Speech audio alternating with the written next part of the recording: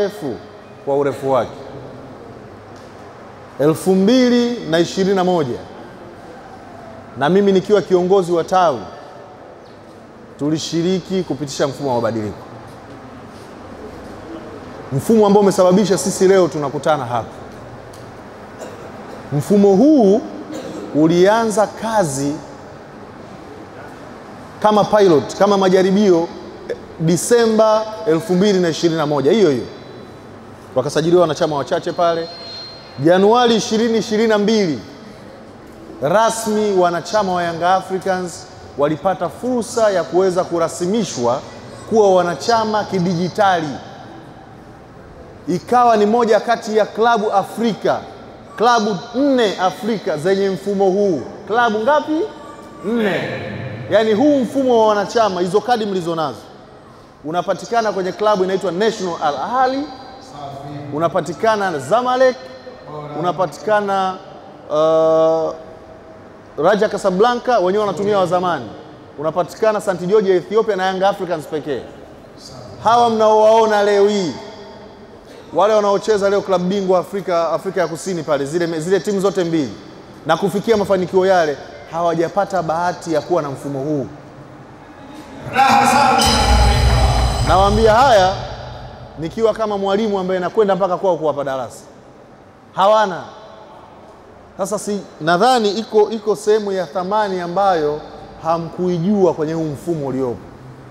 Wanautamani, lakini kuupata ni thamani kubwa. Na mimi kipekee nitakuwa mchoyo wa fadhila nisipomshukuru mdhamini wetu na mfadhili wetu.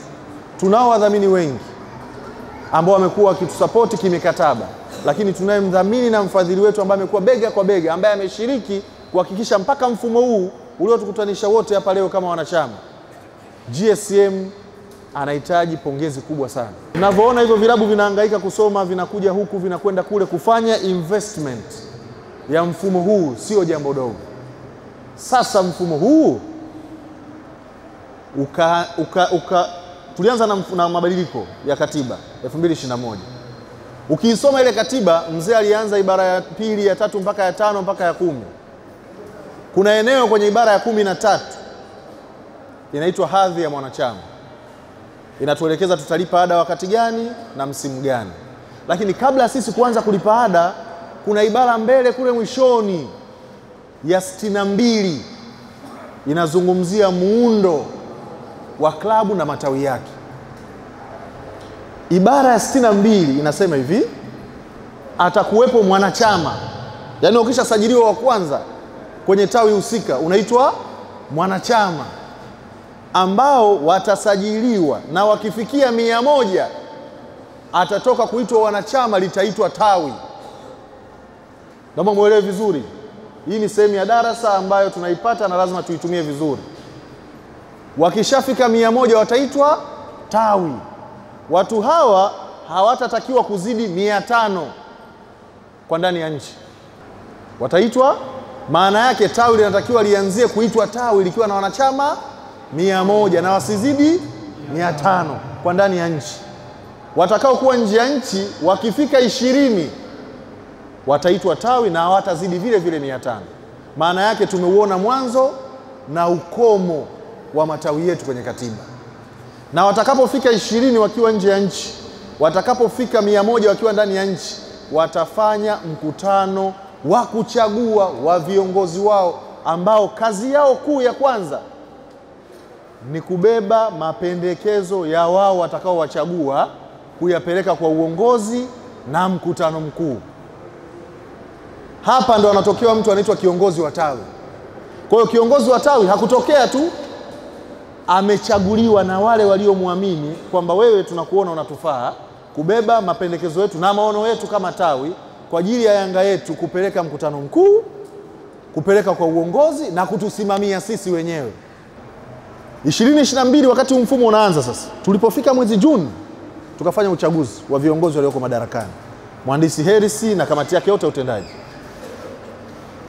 Tulivyoanza pale, ikaanza sasa msimu mpya wa hiyo ada ambao unaisha 2023 2024 mwezi wa 6. Pale sasa ikatakiwa wanachama waliosajiliwa ule mwanzo wa ule mfumo waanze kulipa ada. Hapo ndipo tulipoanza kuachana. Watu wengi walijua ile kadi unavyopewa imeandikwa kwamba ita expire baada ya miaka miwili, nyingine zilikuwa na miaka minne, wakajua ndio umepewa mpaka ule muda. Palikuwa na changamoto kidogo ya elimu kwa kiasi chake. Mwaka jana 2024 mwezi Januari tarehe 15 mimi nikaingia kwenye idara hii ya wanachama. Nikaikuta klabu ya Young Africans ilikuwa na wanachama 37,038 mwezi Januari. Waliokuwa wamelipa ada walikuwa wamelipa watu ada 3,700. Tukaenda mpaka mwezi wa 6 mwaka jana alikuwa anahitaji milioni 600 hapa, ilifanyika kazi kubwa kidogo. Tukasogeza kutoka 37 tukasajili wanachama wapya.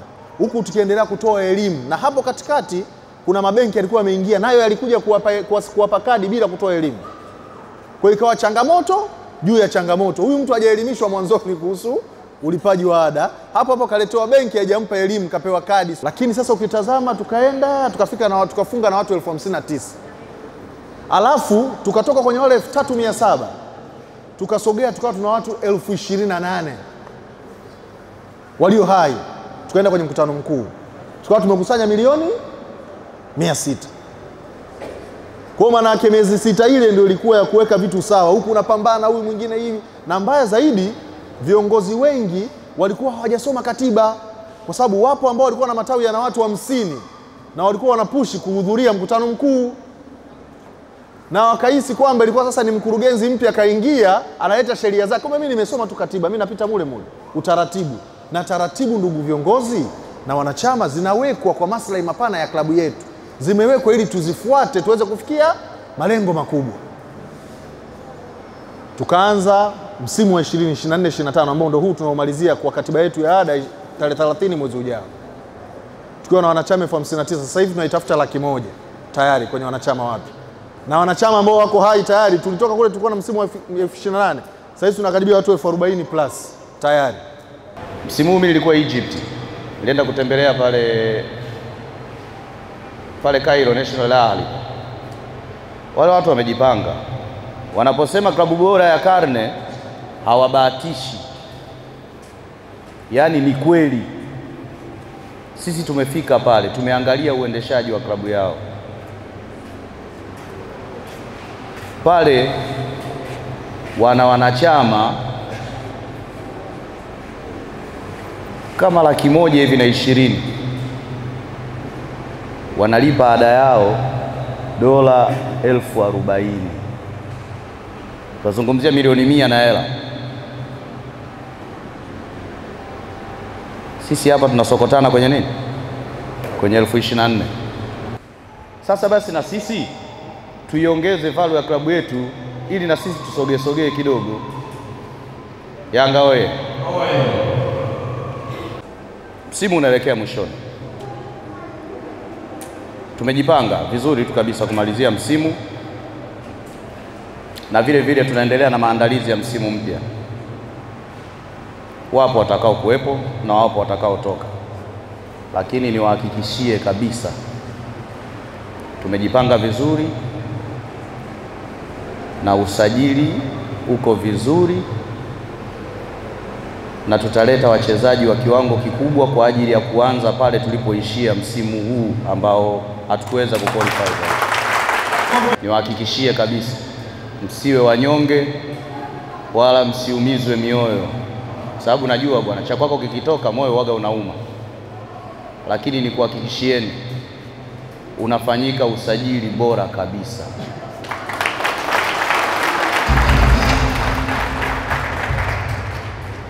Kila mchezaji bora anayecheza ligi kuu ya Tanzania bara anatamani kucheza Yanga.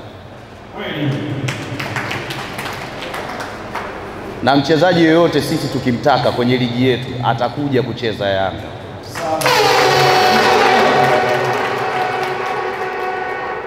Kwa sababu hii ndio klabu kubwa, klabu ambayo ina historia kubwa ya nchi hii. Wasiwayumbishe na maneno yao walivyokimbia, sijui sisi tuna uwezo. Haya, mbona tubembeleza sasa hivi? Na sisi tumevuta end break. watupishe kwanza, walioharibu ndio tucheze.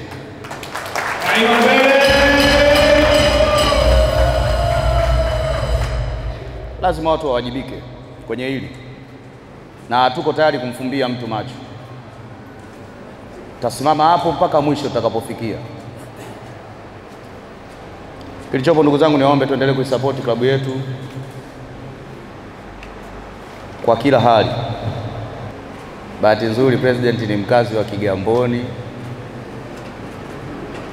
kwa kama siku atakuja kuwasalimia basi mtampokea, naomba muunge mkono.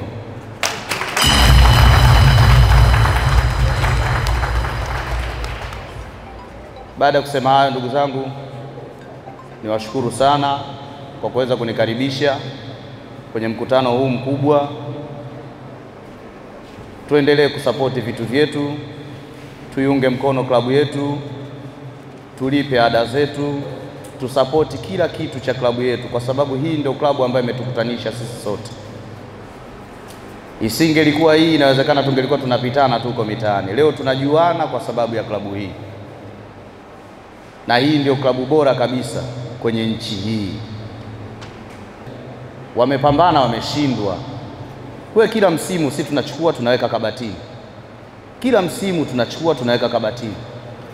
Tunacheza mechi wala uoni longolongo, sijui mtu sijui imekuaje imefunikwa. No, sisi tunacheza mpira, tuna watu kweli kweli wa kucheza uwanjani. Hata kama siku labda tumeamka vibaya kazini, lakini kuna watu ni kwamba wana uwezo wa kuamua mechi. Yani mtu anaibeba timu migongoni na anafanya jambo, tunabeba alama 3 tunaondoka. Hiyo ndio maana halisi ya klabu kubwa. Klabu kubwa sio akikosekana mchezaji mmoja au wawili naanza kulialia.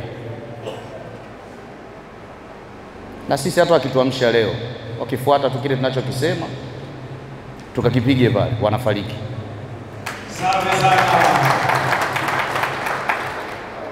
Ndugu zangu, nashukuru sana. Asanteni sana kwa kunisikiliza.